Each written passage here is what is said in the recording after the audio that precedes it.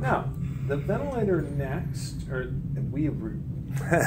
the lab has asked us then to go to pressure control, activate the auto mode setting, and the difference here is in pressure SIMV, right, we were guaranteed 10 machine breaths, because that's where we had it set, and everything else we breathed were extra spontaneous breaths.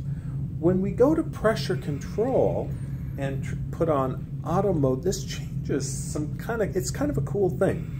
So what this means is when the patient is relaxed and not breathing at all, they'll be in pressure control. But the first spontaneous effort they will make will put them into pressure support, CPAP. Okay? Now, we have one new, so pressure support, CPAP, you can see our respiratory cycle off, our pressure support above PEEP, but we've got one new setting, and that is trigger timeout.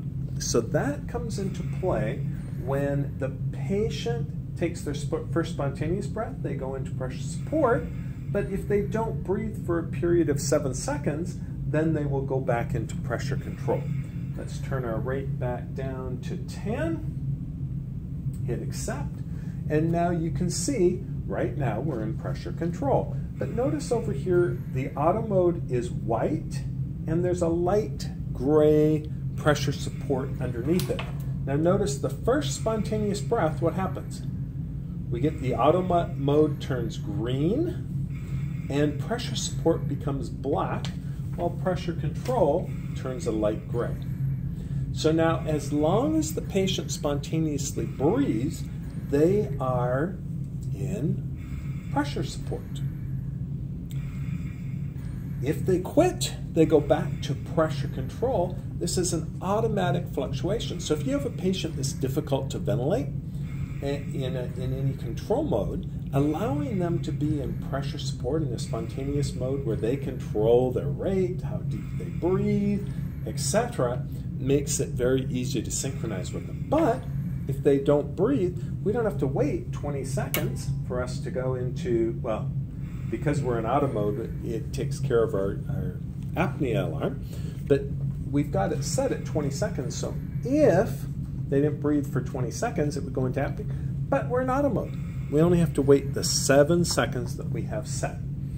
Now, if we come in under